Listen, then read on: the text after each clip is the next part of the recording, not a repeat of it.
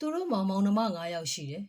ပြောရမှာတော့တိတ်မကောင်းကိုပေါင်ကိုလန်ထောင်းသည်ရှိမိကိုသိတော်လဲခက်တတာခက်ဖွားဖွားတော့ထောင်းကျင်ပါသေးတယ်တူတုံစင်းမောင်နှမအရင်တွေဖြစ်တော်လဲအသက်တွေကြီးလာတော့တယောက်နဲ့တယောက်တိတ်ပြီးမတည့်ကျင်နော်ဒဇိမ်းတွေလည်းအသီးသီးဖက်လာကြပြီမဟုတ်လားမောင်နှမ9ယောက်မှာသူကအလဲနံပါတ်3သူ့အထက်မှာအမ1ယောက်အကို1ယောက်သူ့အောက်မှာတော့ညီ1ယောက်ညီမ1ယောက်စုစုပေါင်းတော့9ယောက်ထို9ယောက်ရဲ့ယောက်ျားတွေမိန်းမတွေထည့်ပေါင်းလိုက်တော့17ယောက်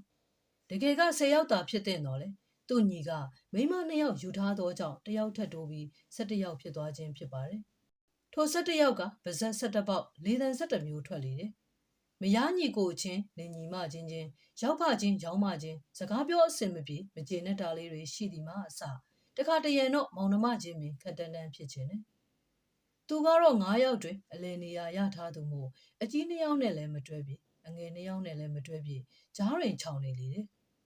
စီးပွားရေးအဖြစ်လေသူကမပြေလေဆုံးဆိုတော့ကိုအားငယ်စိတ်နဲ့ကိုခက်အေးနေတာလဲပါမိတယ်နဲ့မိမချင်းရှင်လိုက်လေရင်သူ့မိမကအယိုးသားဆုံးအေးဆုံးဖြစ်မိလဲထင်ပါတယ်စကားလာအောင်ရိုးသည်ဟုပြောရတော့လဲအသည်နုံသည်ဟုပြောရင်ပိုပြီးမှန်လိမ့်မယ်အကိုကြီးရဲ့မိမကအလဲတန်းပြဆရာမညီငယ်မိမကတော့ကြုံရင်ကြုံသလိုပွဲစားလုပ်တယ်ဘာရောက်မယ်ကြကြသူကနားဆွင့်ထားတယ်ဘာလို့ချင်းလဲပြောပြောသူကဆက်သွယ်ပေးတတ်တယ်ဒါကလည်းတကယ်ပညာတစ်မျိုးပဲညီငယ်မိမအငယ်ကတော့ငွေမချတတ်တော့လဲအချက်အပြုတ်လုံကောင်းတယ်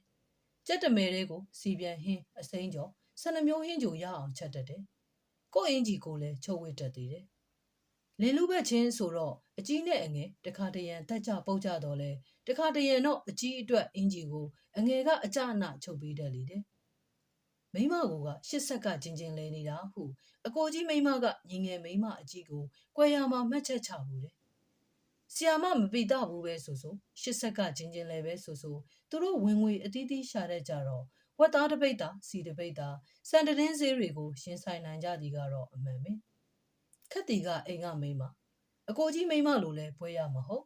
ညီငယ်မိမအကြီးလိုလဲလဲလဲဝဲဝဲမဟုတ်အငယ်လိုလဲအချက်ပြုတ်ကမကောင်း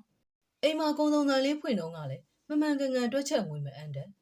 ဝယ်သူများကလည်းလိုရင်သာပြန်တောင်းတယ်ပို့သွားရင်တော့10ရောက်ရင်1ယောက်ပင်ပြန်လာပေးမည်မဟုတ်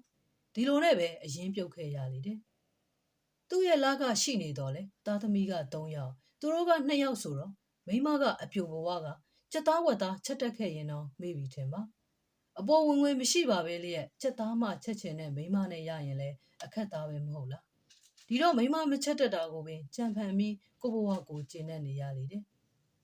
သူ့မိမကပညာမတက်တော့လဲအပေါ်စကားသိမ့်မပြောတဲ့မငင်းညူတဲ့ဗစက်ကလေးတစ်ပေါက်နဲ့ပင်တော်လေးဝဝင်နေပြီဟုသူကကြံဖန်ပြီးဂုံယူခြင်းနဲ့ဒီလိုအရေးချင်းမျိုးကမိမတရားမှာတယောက်ရှိရင်ကံကောင်းဒီလိုမငင်းညူတတ်သောဗဇက်ကညီးလာပြီဆိုရင်တော့အတော်လေးအခြေအနေဆိုးပြီကိုသိတာနိုင်တယ်အိမ်မှာတော့အကုန်ပြက်နေပြီအကိုစီစာဟုတ်ပေါင်ရအောင်ကလည်းနောက်လာကြရင်တကြားလေးဆက်ပြလေးရေနံစီလေးရနေရင်နှမျောစီရသမီးဖက်နဲ့လည်းပြက်ခံနေပြီဖေးသူကအပြိုအရွယ်သမီးငယ်ကိုငေးကြည့်နေမိတယ်မိန်းကလေးတူအတွက်သပင်မ6လောက်အထိခင်းတဲ့အညီဝစ်စင်နိုင်ရင်ဘလောက်များကုန်လိမ့်မည်နည်းဟုစဉ်းစားပြီးတော့ခေါင်းကိုက်ချင်သူလိုဖြစ်လာတယ်အိမ်ကသားသမီးတွေစနောက်နေတာကြည့်ပြီးသူတို့မောင်နှမတွေလည်းငယ်တုန်းကတော့ခုလိုချစ်ချစ်ခင်ခင်မှာအသက်တွေကြီးလာတော့လေကိုယ်အလုံးနဲ့ကိုအိမ်အောင်နဲ့ကိုဖြစ်ပြီးအနေတွေဝေးပြီးစိမ့်လာကြလေတယ်လူဆိုတာငယ်တုန်းကသဘောထားကြီးပြီးအသက်တွေကြီးလာရောစိတ်သဘောထားတွေလည်းတစ်နေ့တစ်ခြားလူလာကုန်ရောထင်ပါရဲ့သူကတွေးရင်းစိတ်မကောင်းဖြစ်မိတယ်သူတို့ညီကို3ယောက်ဟာငယ်တုန်းကထွေးလုံးရစ်ပတ်တပ်ပုတ်ဆော့ကစားဖက်လဲတကင်းနေခဲ့တော့လေခုတော့အကြောင်းထွေထူးမရှိရင်တဦးနဲ့တဦးမတွေ့ပြကြတော့ဘူးကိုကြီးကလည်းညီငယ်ကိုခက်တီတီနေတယ်သူ့မိမကိုအတပြာဆီယာမဟုပြောတော့ကြောင့်ဖြစ်လေတယ်ညီငယ်ကလည်းကျွန်တော်မိမဘယ်နှယောက်ယူပေါ့ဗျာကိုဇက်ကိုနိုင်လို့ကတာပဲဟာခုတော့ကိုကြီးမိမကအိမ်လာရင်နေမို့ဒီလိုအဖြစ်ခံတယ်ငါသာဆိုမရင်ငယ်မကိုပါချပြီးအိမ်မော်ကဆွဲချမယ်လို့ကိုကြီးကိုတွားပြီးပြောတာအငယ်ကိုကြပြန်တော့လေဟိုကဆွဲထားတော့ကျိုးတုံနေ့လေပင်ကြတော့ပပမုံမုံလေးပါလားဟဲ့လို့ပြောနေဗျာတဲပြီးဇလန်းလာရှုပ်တဲ့မိမကြီးဟုမကြင်မနဲ့ပြောပြီးအကိုကြီးနဲ့ခက်တန်းတန်းနေတယ်သူကလည်းသူ့မိမမလဲလို့တကယ်အေးဒီမှာမှန်တော့လေဒီမိမကတော့ခက်နုံခက်ပြင်းပြင်းမှကွာဟူတော့မှတ်ချက်ကိုကြားနေရတော့မခံကြည့်မခံတာဖြစ်မိဒီမှာအမှန်ပဲ ဒါကြောင့်လဲတိတ်အဝင်ထွက်မလုပ်တော့ပဲခက်အေးအေးခက်စင်းစိမ့်နေမိကြတော့တယ်ခုငွေလိုပြန်တော့အမကြီးစီပဲသွားရအောင်ပဲထင်ပါတယ်အမကြီးကကက်စီနေတော့လေမောင်လေးညီမတွေကိုညီလာတောင်းရင်နေနိုင်သူတော့မဟုတ်ညီညီညူနဲ့ပဲတဝက်လောက်တော့ထွက်လာတတ်တယ်လေသူကညီညူလုံးတော့ယူရသူမှမျက်နှာလဲပူကျေးဇူးတင်ရမည်ကိုမေ့သွားတတ်တယ်သူကတွေးရင်းတက်ပြင်းချမိတယ်အကိုနဲ့ညီကချောင်းလေတော့လဲတောင်းဖို့စိတ်ကူးတဲ့ပင်တိတ်မထည့်ရင်သူတို့မိမတွေမသိပဲလဲသူတို့ကပေးမိမထင်ညီမငယ်လေးကတော့သူ့ယောက်ျားကိုအတော်ကြောက်ရတယ်နောက်ပြီးသူတို့မှလည်းကလေးက၄ယောက်ကိုဒီလိုနဲ့အမကြီးစီရောက်လာခဲ့တော့ရေချိုးနေတဲ့ဦးလေးဟုဧကန်းတွေတွင်ဂီတာတီးနေသောတားကြီးဆုံးကစီးပြောတယ်သူကဧကန်းထဲကကလပ်ထိုင်မှထိုင်ပြီးဇပွဲပေါ်တွင်တွေ့သောသတင်းစာကိုကောက်ခါဖတ်နေမိတယ်ဖက်တီဆိုတော့လေအမကြီးအကြောင်းတွေးနေသေးတာဆိုရင်ပုံမှန်ပဲအမရဲ့ခင်မွန်းဆုံးသွားသည်မှာ3နှစ်ကျော်ပြီဖြစ်တော့လဲမဆုံးမီကအရှိန်ဝါရအပေါင်းအသင်းများရှောက်ခွေကောင်းသူဆိုတော့အတော်လေးသုံးနိုင်ဆွဲနိုင်တယ်အေးရလန်းတွင်တထက်ထိုက်ကလေးတစ်လုံးပါရမီတွင်လည်းမြေခွက်တစ်ခွက်ရှိနေတယ်နေမီဟုသူတို့စိတ်ကူးထားသည့်အတိုင်းပါရမီကမြေလေးမှာတော့ပြင်အောင်ရင်လေးတစ်လုံးဆောက်ပြီးနေလဲစအင်းရလန်းကအိမ်ကိုပြန်ပြင်ပြီးငှားရန်စီစဉ်ကတားမိ4ယောက်ပါရမီတို့ပြောင်းသွားခဲ့လေတယ်အိမ်ပြောင်းရသည့်နေ့ကသူ့တူမငယ်ကကျမတို့ဆင်းရဲသွားပြီဦးလေးရဲ့ဟုဝမ်းနဲ့ပန်းနဲ့ပြောပြီးမျက်ရည်ကျတာမြင်တော့သူကငါသာနင်တို့ဆင်းရဲလောက်သာချမ်းသာရင်ဘလောက်ကောင်းလိုက်မလဲဟုပြောချင်လိုက်ဒီမှာပါဇက်ပင်ရားနေတယ်ခဏနေတော့အမကြီးထွက်လာတယ်ထမင်းစားပြီးမှပြန်တော့ဟုပြောလေတယ်ဆင်းရဲပါပြီဟုညီးနေတတ်တော်လဲအမကြီးတို့စီကစိတ်သားကြက်သားငမြင်းငချင်းစသည်တို့ကိုနေစဉ်မထက်အောင်အမျိုးမျိုးစားလေတော့သူကပွဲတော်တိုးသလိုမိန်လာတယ်တူရီတူမတွေစားပြီးကြပြီးအမကြီးနဲ့2ဦးရဲ့ကြံတဲ့အခါမှာအရေးတကြီးလိုနေတော့ငွေလေးနည်းနည်းလှည့်ပါအောင်ဗျာဟုခက်တိုးတိုးကြိတ်ပြီးပြောရလေတယ်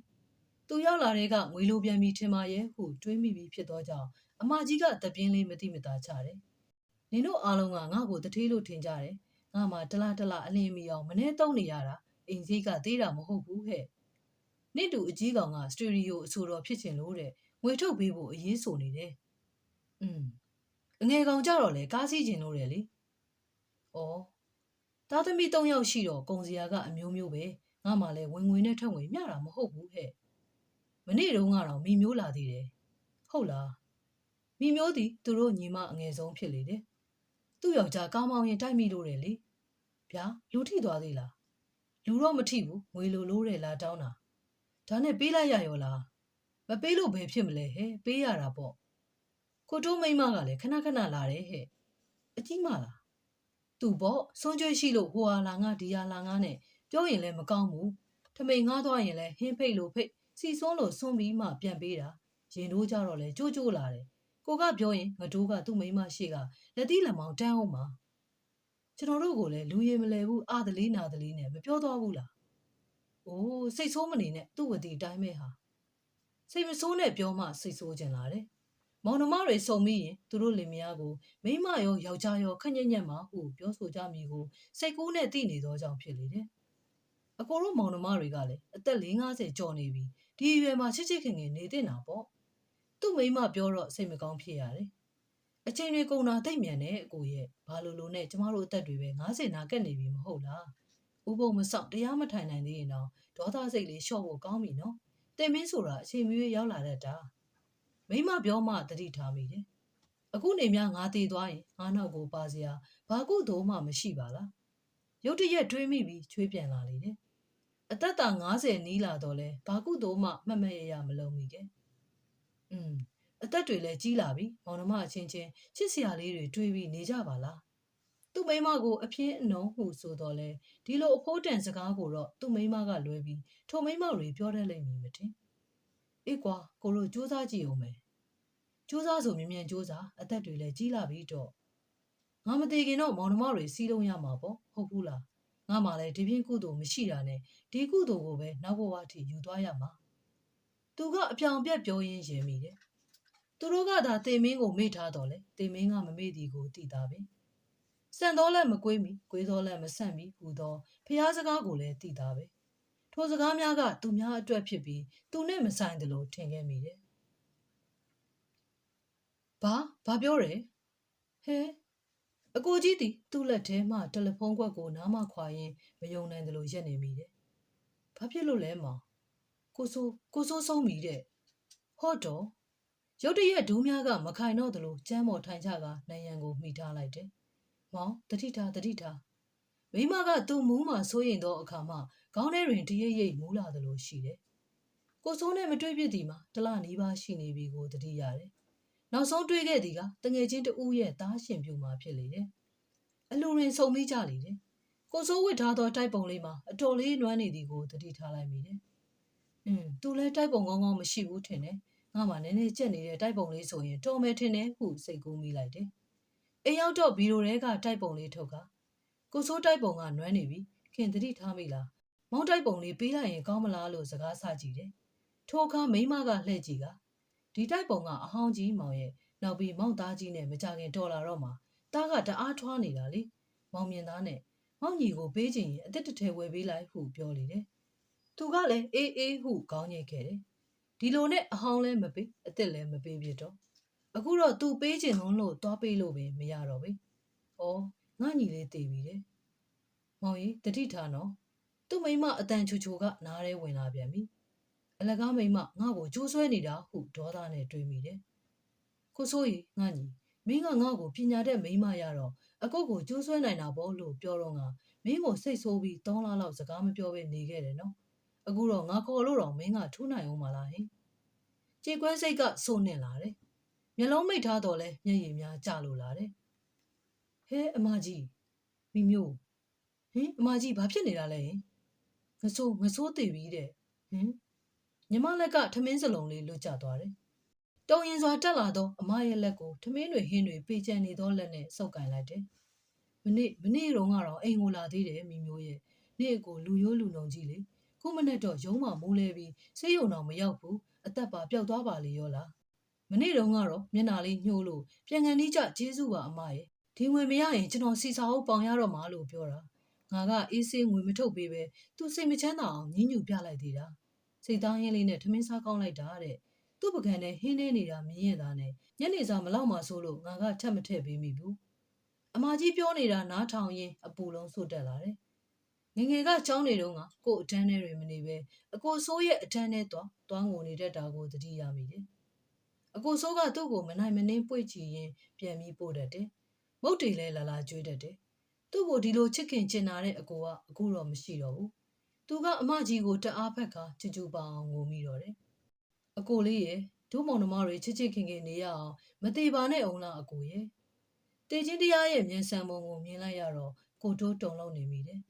ကိုဆိုးကိုကြည့်ရသည်မှာပူနွေ့ရှိသေးတယ်မျက်စိကိုစုံမိတ်ထားတယ်မြင်နေရတော့လဲမယုံနိုင်ဖြစ်လို့နေတယ်လွန်ခဲ့သောတစ်ပတ်လောက်ထဲကငယ်စဉ်ကဆော့ကစားခဲ့သည်များကိုတတိယနေတာတရက်ပင်ပေါ်ခုန်ချလို့ပလင်းခွဲတဲကြကခြေပွားလည်းဟတ်တက်ပြဲစဉ်ကအကိုကြီးနဲ့အကိုလေးကသူ့ကိုတလှည့်စီကြောဖို့ကအိမ်ပြန်ခဲ့ကြသည်ကိုတွေးမိတော့ရင်ထဲနှွေးသွားတယ်သူကဘာတစ်ခုမှကိုညီညာမလုပ်နိုင်ပဲအကိုဆိုးအားတဲကြပြောင်းကြလုပ်နေသည်ကိုပင်ငိုင်းပြီးကြည့်နေမိတယ်အကိုရဲ့ငါမှဘာကုသိုလ်မှမရှိဘူးဆိုခုနေငါတည်သွားရင်ဘာကုသိုလ်မှမရှိဘူးဆိုငါမတည်ခင်ငါမောင်နှမတွေစီးလုံးအောင်လုပ်မယ်ဆိုအဲ့ဒါကုသိုလ်ပဲဆိုအကိုရဲ့အဲ့ဒီကုသိုလ်ကြီးမယူသွားတော့ဘူးလားအကိုစိုးမိန်းမကမချစ်တင်ငယ်ပြောကငိုတော့တယ်ငါမတည်ခင်ငါမောင်နှမတွေစီးလုံးအောင်လုပ်မယ်ဆိုဟူသောစကားကမောင်နှမတွေရင်ကိုဒိန်းနေဝင်ဆောင်တယ်မျက်ရည်ပူများလဲကျလာပြန်တယ်ဒီတခါတော့ယောက်ျားတံမဲ့ငိုရှိုက်မိတော့တယ်ထာဝရကွဲကွာရပြီဖြစ်သောအသည့်ကသူတို့ရင်ကိုဖြက်ခါနေစေတော့တယ်အကိုဆိုးရဲ့ကျမအိမ်ကိုမလာခြင်းဘူးဆိုဟူသောဟစ်ပြီးငိုတန်ကြားရတယ်ညီမကအကိုဆိုးရဲ့ခြေစုံကိုဝင်ဖက်တယ်အကိုကြီးကကိုဆိုးနာကိုတိုးကက်ကြည့်တယ်မောင်ကြီးတတိထောင်းတော်ဟုတဖွားဖွားတတိပေးနေသောဇနီးတွေကိုလုံးဝဂရုမထားအလောင်းစင်သားတွေရက်ရင်ကိုဆိုးမျက်နှာကိုစိုက်ကြည့်လို့နေတယ်နင့်ညီလေးလေကြည့်ပါအောင်လားတကယ်သေးရှာပြီဟဲ့အမကြီးငိုတန်ကြားတော့မှအမကြီးပခုံးအားစီးပြီးဖက်လိုက်မိတယ်ကိုတိုးကညီမငယ်အားဆွဲယူထူတယ်မောင်နှမလေးဦးမျက်ရည်ကျရင်သူ့ဘေးမှာရက်နေမိတယ်ငယ်တုန်းကလိုပဲတဦးနဲ့တဦးလက်တွေတွဲထားကြလေပြီဒီလိုလက်ချင်းမတွဲမိသည်မှာအလွန်ကြာလာပါပြီအခုပြန်ပြီးတွဲမိတော့ချမ်းတန်းတင်းမာနေတဲ့နှလုံးသားများကအတန်ငယ်ပြော့ပြီးပူနွေးလာတဲ့အောင်ရှိတယ်ရင်ထဲမှာကြေကွဲစိတ်ကရှန်တက်လာတော့အခါပိုပြီးတင်းဆုပ်ကင်မိကြလေတယ်ကုသိုလ်ရပါတယ်အကိုရဲ့အကိုလိုချင်တဲ့ကုသိုလ်ကိုအကိုရပါတယ် သူ့ဘေးတွင်ဝင်းရံပြီးရက်နေသောကြံမောင်နှမ၄ဦးကိုကြည့်ကသူ့မိမကမကြည့်တင်ငယ်ငိုလေတော့တယ်